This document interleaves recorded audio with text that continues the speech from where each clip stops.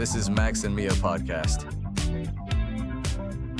Hey everyone, welcome back to the Max&Mia podcast. I'm Max. And I'm Mia. How are you doing today, Max? I'm doing great. Thanks for asking.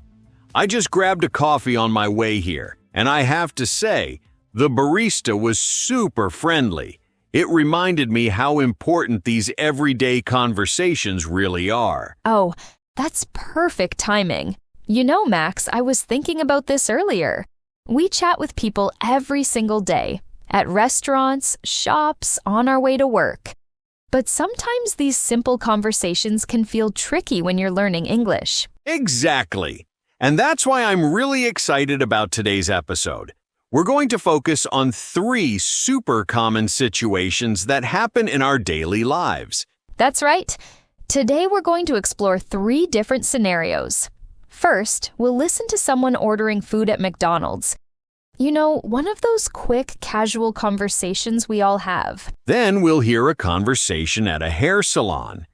Getting a haircut might seem simple, but there's actually some useful vocabulary and phrases you can learn from it. And finally, we'll eavesdrop on 2 people talking about their commute to work.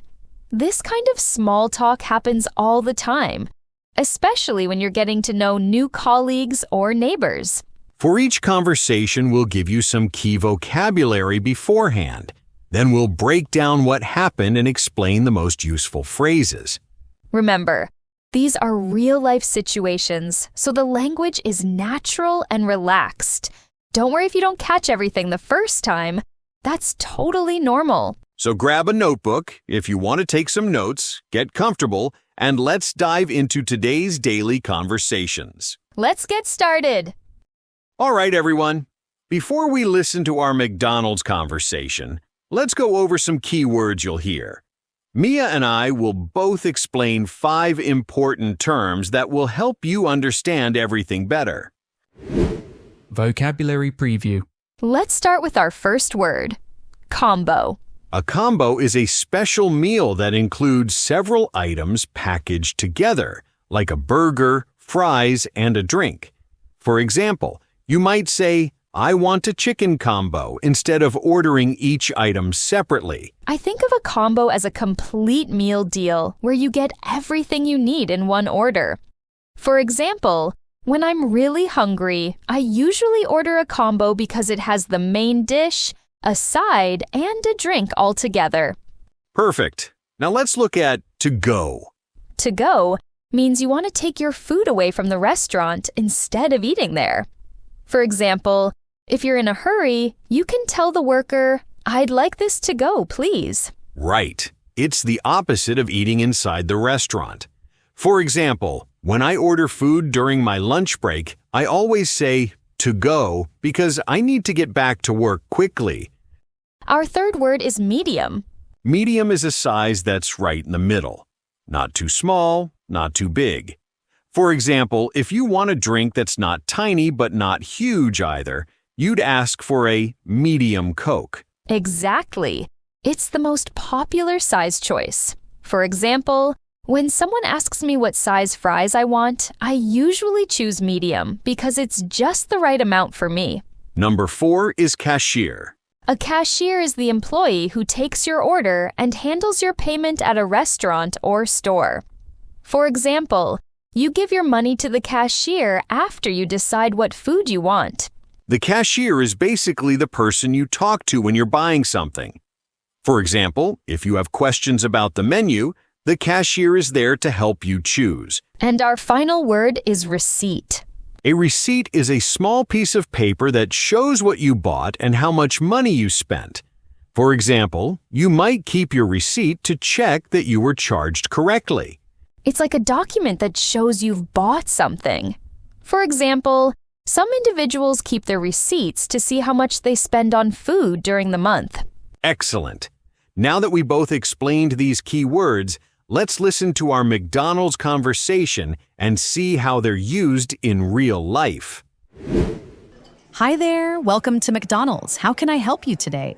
Hey, I'm looking at the menu here. It's been a while since I've been to McDonald's. What do you recommend? Well, our Big Mac combo is really popular. It comes with fries and a drink. Or if you want something different, the chicken nuggets are great too. Oh, chicken nuggets sound good. How many pieces come in an order? We have 10-piece, 20-piece, or 40-piece options. The 10-piece is perfect if you just want a snack, but the 20-piece is better if you're really hungry. I think I'll go with the 20-piece nuggets. Can I make that a combo? Absolutely. What size would you like for your fries and drink?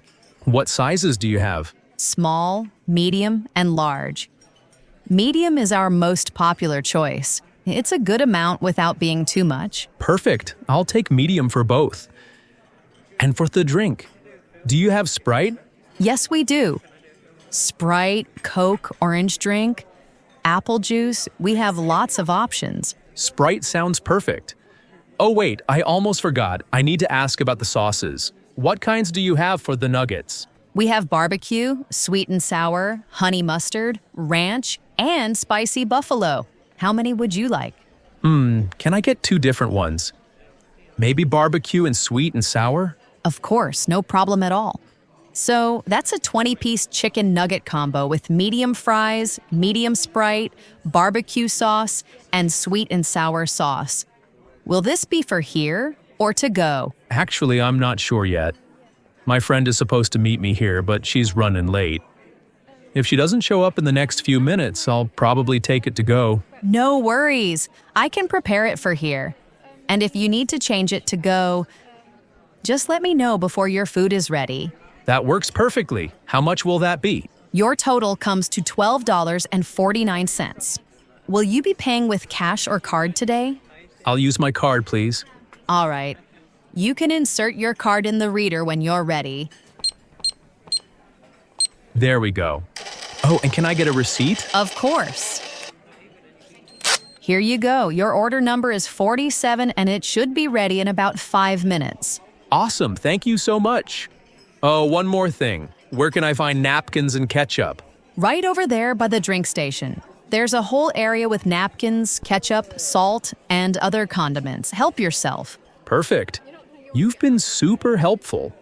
I'll wait over there for my order. You're welcome. We'll call out number 47 when it's ready. A few minutes later, Order 47 20-piece nugget combo. Oh, that's me.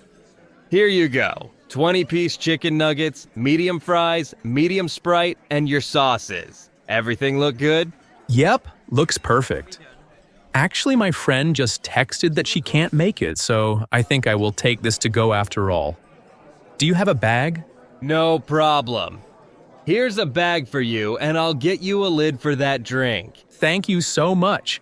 And hey, the food smells amazing. Thanks. Enjoy your meal, and have a great day. You too. Thanks for everything. What a nice, friendly conversation.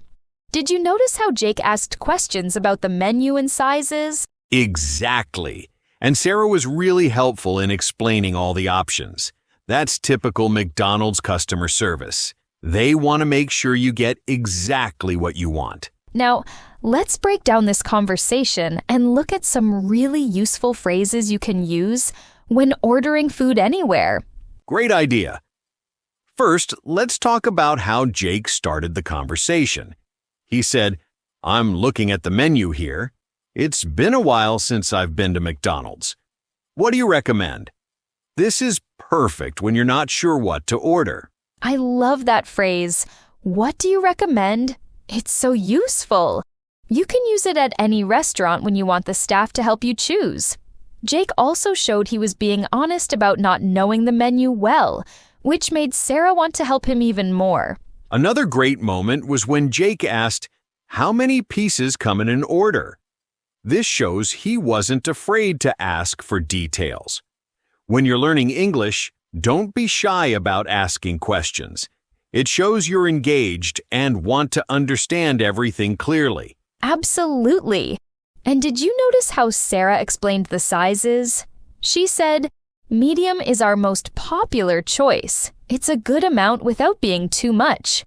That's such helpful information.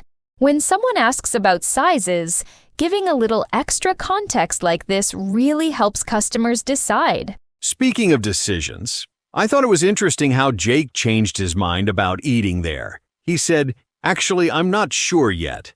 My friend is supposed to meet me here, but she's running late." It's totally normal to be uncertain sometimes, and Sarah handled it perfectly. Yes. Sarah's response was excellent. "No worries. I can get it ready for here, and if you need to change it to go, just let me know before your food is ready." That's great customer service, being flexible and understanding. Let's talk about the payment part. Jake asked, "How much will that be?" and then said, "I'll use my card, please." These are essential phrases for any purchase. Also, don't forget to ask, "Can I get a receipt?"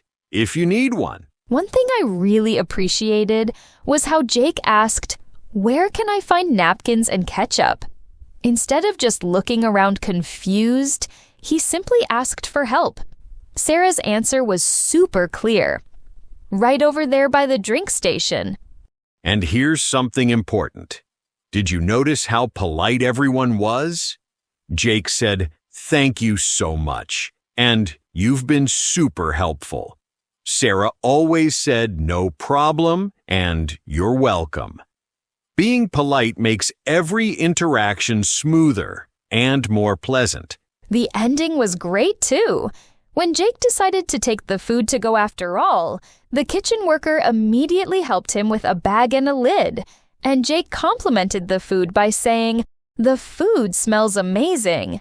Little compliments like this always make people smile. Here are some key phrases you should remember from this conversation.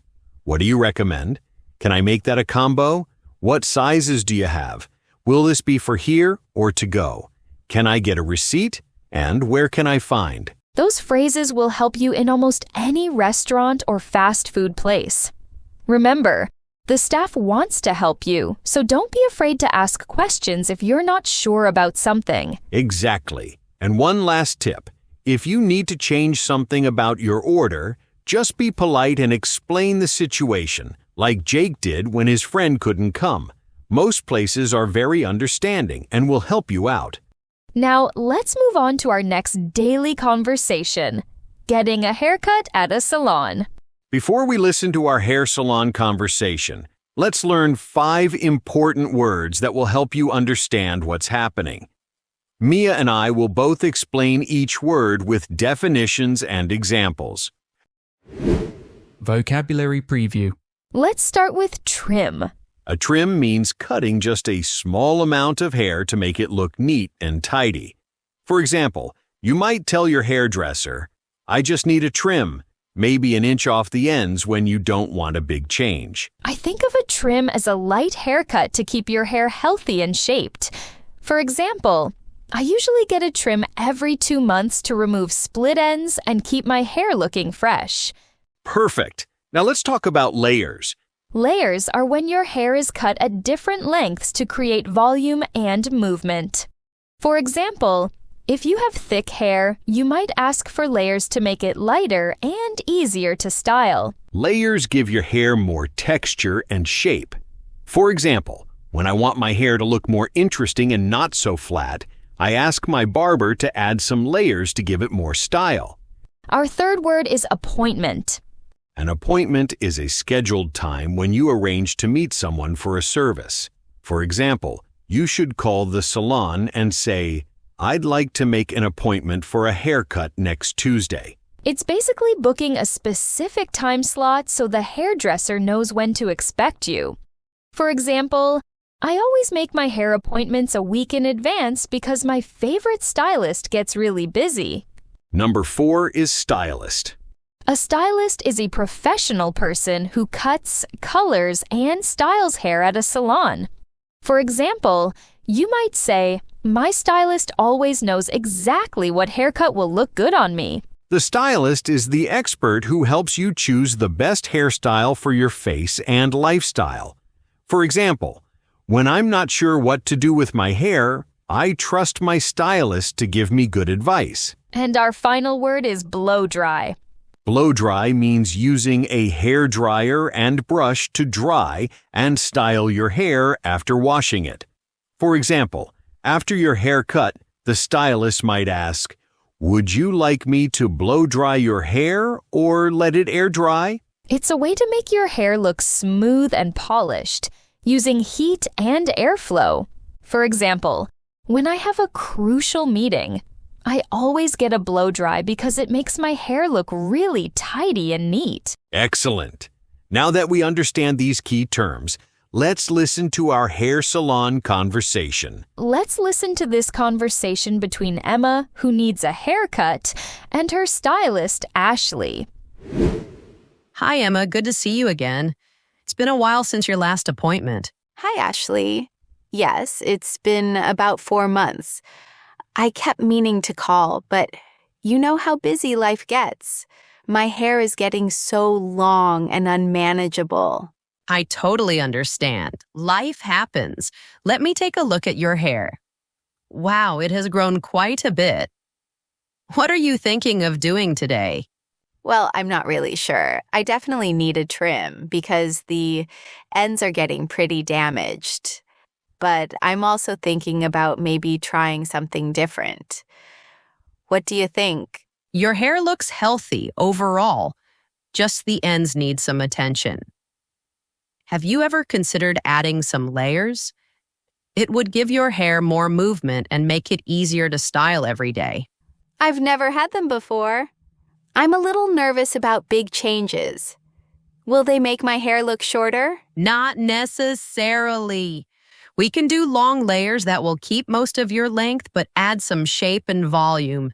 It's perfect for your hair type. It'll make it look fuller and more interesting. That sounds good, actually. I do get tired of my hair just hanging there with no shape. How much length would we need to cut off? For a good trim and to create nice layers, I'd say about 2 to 3 inches. That will get rid of all the damaged ends and give us room to create a beautiful layered look. 2 to 3 inches. Okay, that's not too scary. And you think it will be easier to manage? Absolutely. With layers, your hair will have more natural movement. You won't need to spend as much time styling it in the morning. Plus, it'll look great whether you wear it straight or with some waves. All right, let's do it. I trust you completely. You've never steered me wrong before. Perfect. Now, after we cut it, would you like me to blow dry it straight, or would you prefer some loose curls to show off the new layers? Ooh, loose curls sound fun. I never do anything fancy with my hair at home, so it would be nice to see how it looks with some styling. Great choice. The curls will really highlight the layers and give you some inspiration for styling at home. Okay, let's get you washed first, then we'll start cutting. All right, Emma, what do you think? Oh my gosh, Ashley, this looks amazing. I can't believe it's my hair. The layers make it look so much thicker and more stylish. I'm so glad you love it. The layers really suit your face shape. And see how much movement it has now? Even when the curls fall out, it'll still have this nice shape. I love how bouncy it feels. And you're right, it does look fuller. How often should I come back for a trim to keep it looking like this? I'd recommend every 6 to 8 weeks. That'll keep the layers looking fresh and prevent the ends from getting damaged again. Also, make sure you're using a good conditioner at home. I will definitely do that. And I'll make sure to book my next appointment before I leave today. I don't want to wait 4 months again. Smart thinking. I'll write down some styling tips for you too, so you can recreate this look at home if you want to. You're the best, Ashley. Thank you so much. I feel like a completely new person. You're very welcome. Enjoy your beautiful new haircut. That was such a great example of professional customer service. Let's break down what made this conversation so successful and what phrases you can use in similar situations. Absolutely. First, let's look at how Ashley greeted Emma. She said, "Hi, Emma. Good to see you again. It's been a while since your last appointment." This shows she remembered Emma as a returning customer, which makes people feel valued and welcome. I loved how Emma was honest about her situation. She said, I kept meaning to call, but you know how busy life gets. This phrase, you know how busy life gets, is so useful when you need to explain why you haven't done something. It's relatable and doesn't sound like you're making excuses. Great point. And notice how Ashley responded with understanding. I totally understand. Life happens. These phrases show empathy and make the customer feel comfortable. Life happens is a perfect way to say that everyone has busy periods. One thing that really stood out was how Emma expressed her uncertainty. She said, I'm not really sure, and I'm a little nervous about big changes. When you're getting a service, it's totally okay to admit when you're unsure. Good professionals will help guide you. Exactly. And Ashley handled Emma's nervousness perfectly. Instead of pushing her decision, she explained the benefits. It would give your hair more movement and make it easier to style every day. She focused on practical advantages that would matter to Emma.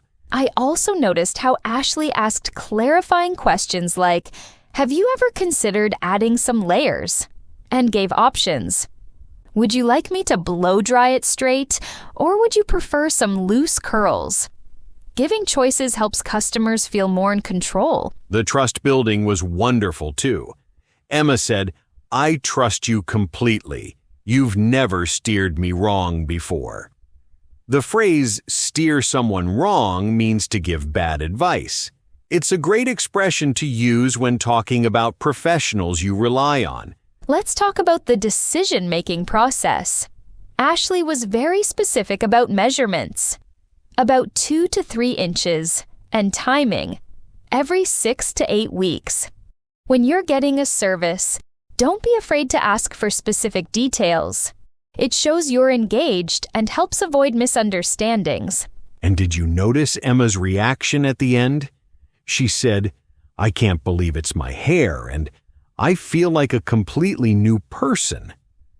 These are enthusiastic ways to express that you're really happy with a service. Positive feedback like this always makes service providers feel great about their work. Ashley's professional advice at the end was excellent too.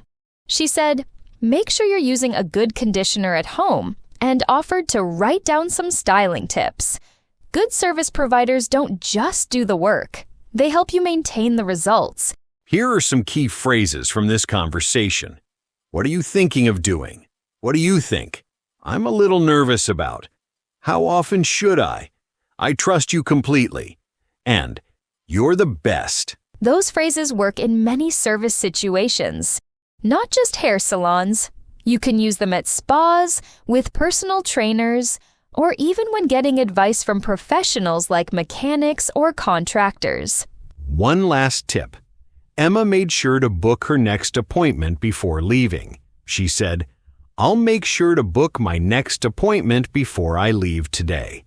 This is smart because it ensures you'll maintain the service regularly, and many places offer discounts for advance bookings. Perfect analysis. Now let's move to our final conversation, talking about the daily commute to work. For our last conversation today, we'll hear 2 colleagues chatting about their daily trips to work. Let's learn 5 important words that will help you understand and join conversations like this one. Vocabulary preview. Let's start with commute. A commute is your regular trip from home to work and back again every day. For example, you might say, my commute takes about 30 minutes by car when describing how long it takes you to get to work. I think of a commute as your daily travel routine for work. For example, I have a really easy commute because I live close to the office, so I can walk there in just 15 minutes. Perfect. Now let's look at traffic. Traffic refers to all the cars, buses, and vehicles on the road, especially when there are many of them moving slowly. For example, you might complain, I was late because the traffic was terrible this morning. Traffic is basically how busy the roads are with vehicles. For example, I always leave home early because the traffic gets really heavy around 8 a.m., and I don't want to be stuck in it. Our third word is rush hour. Rush hour is the time of day when most people are traveling to or from work, usually making traffic very busy. For example, you might say, I try to avoid driving during rush hour because it takes twice as long to get anywhere. It's those busy periods when everyone is commuting at the same time. For example, rush hour in my city is from 7 to 9 in the morning and 5 to 7 in the evening, so I plan my schedule around those times. Number 4 is public transportation. Public transportation includes buses, trains, subways, and other vehicles that regular people can use to travel around the city. For example, you might say, I take public transportation to work because it's cheaper than driving and parking. It's the shared transport system that everyone can use instead of private cars. For example, my city has great public transportation with clean buses and trains that run on time, so I never need to drive to work. And our final word is carpool. Carpool means sharing a car ride with other people, usually to work or school, to save money and reduce traffic. For example, you might suggest, we should carpool to work together since we live in the same neighborhood.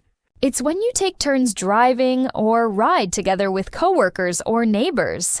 For example, I carpool with 3 colleagues twice a week, and we split the gas money, which saves us all a lot of money. Excellent. These words will help you understand conversations about getting to work. Now let's listen to our commute conversation. Here's a conversation between 2 colleagues, David and Rachel, chatting about their daily trips to work. Hey, Rachel, you look a bit tired this morning. Everything okay? Oh, hi, David. Yeah, I'm exhausted. My commute was absolutely horrible today. I left home at the usual time, but I got stuck in traffic for almost an hour. An hour? That's crazy. What happened? Was there an accident or something? I think there was some construction on the highway, plus it's Monday morning rush hour, you know. The traffic was barely moving.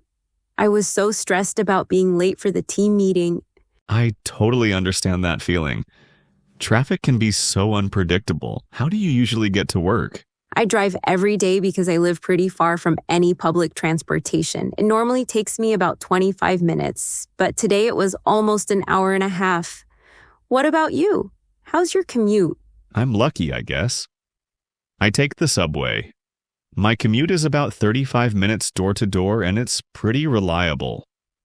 Even during rush hour, the trains run every few minutes. That sounds so much better than dealing with traffic. I've been thinking about trying public transportation, but I'm not sure how to get from my neighborhood to the nearest station. Have you checked the transit app? It shows you all the bus routes and connections. You might be surprised. There could be a bus that goes close to your house. That's a great idea. I should definitely look into that. Driving is getting so expensive too, with gas prices and parking fees downtown. How much do you spend on your monthly subway pass? It's about $120 per month, but that covers unlimited rides. When I used to drive, I was spending way more than that on gas and parking. Plus, I can read or listen to podcasts during my commute instead of focusing on traffic. Wow, that's actually cheaper than what I spend. And you're right about being able to do other things. When I'm driving, I just get frustrated with all the other cars. Exactly. Oh, and here's another idea. Do you know anyone else from our office who lives near you? Maybe you could start a carpool group. I'm not sure. Do you know if anyone else lives in the suburbs on the west side? I think Jennifer from accounting lives out that way. And maybe Tom from marketing? You could ask around or maybe put up a note on the break room bulletin board. That's brilliant. A carpool would be perfect. We could take turns driving, save money on gas, and have company during the commute. Plus, we could use the carpool lane, which might be faster. Absolutely. The carpool lane can save a lot of time during rush hour, and it's better for the environment too. You've given me so many good ideas, David. I'm definitely going to look into public transportation options and ask around about carpooling. I can't keep having mornings like this one. I'm sure you'll find a better solution. And hey, if you ever want to try the subway route, I can show you which trains to take. It might work for you on some days. That would be awesome. Thanks so much. You've totally changed my perspective on commuting options. No problem. We're all in this together, right? Let's grab coffee and you can tell me how it goes when you try something new. What a helpful conversation. David really supported Rachel by sharing different commuting options and practical advice. This conversation is a great example of casual office chat and how coworkers can support each other in handling everyday challenges. Let's look at the key elements that made this exchange so helpful and friendly. First, notice how David started the conversation. He said, "You look a bit tired this morning. Everything okay?" This shows he was paying attention to Rachel and cared about her well-being. It's a great way to start a supportive conversation with a colleague. I loved how Rachel was open about her issue. She said, "My commute was absolutely horrible today," and shared the entire situation. When you're having a rough day, it's okay to talk about your struggles with kind coworkers. They might offer useful ideas. David's response was excellent too. He said, "I totally understand that feeling," which shows empathy. And then he asked, "How do you usually get to work?" This question opened up the conversation to explore different options, instead of just complaining about the problem. One phrase that stood out was door to door. When David said his commute is 35 minutes door to door, he meant from his house door to the office door. This is a really useful way to describe total travel time, including walking, waiting, and transfab. Great point. And notice how they discussed practical details like costs. Rachel and David compared expenses. $120 per month for the subway pass versus gas and parking fees. When making decisions about commuting, it's smart to consider all the financial factors. I appreciated how David offered multiple solutions. He suggested checking the transit app, finding carpool partners, and even offered to show Rachel the subway route personally. This shows what good colleague support looks like, offering concrete help, not just sympathy. The carpool discussion was really interesting.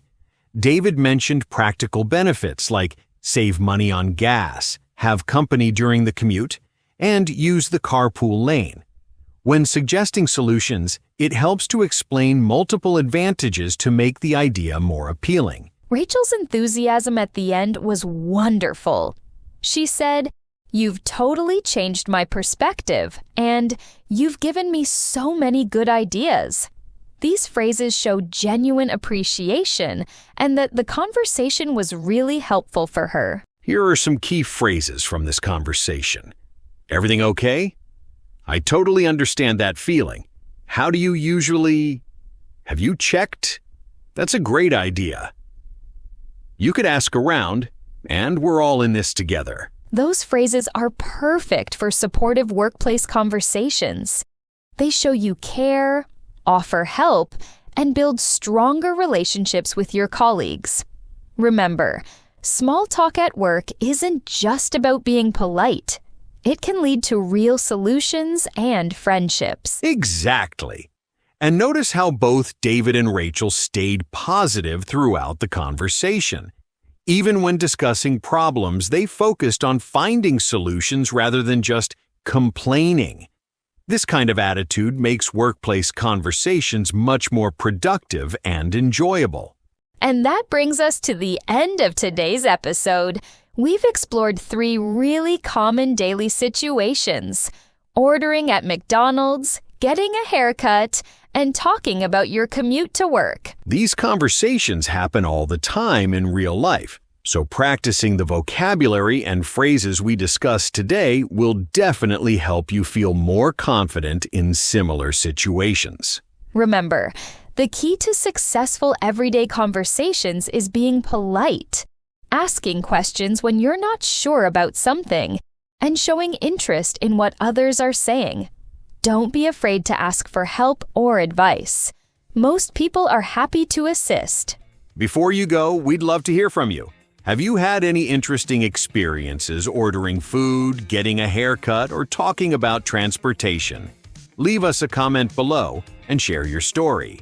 And if this episode helped you learn something new, please give us a thumbs up. It really helps other English learners find our content. Don't forget to subscribe to our channel and hit that notification bell so you never miss a new Max and Mia episode. We post new conversations and English lessons frequently. Thanks so much for listening, everyone. Keep practicing those everyday conversations. And remember, every interaction is a chance to improve your English. Until next time, keep learning and keep talking.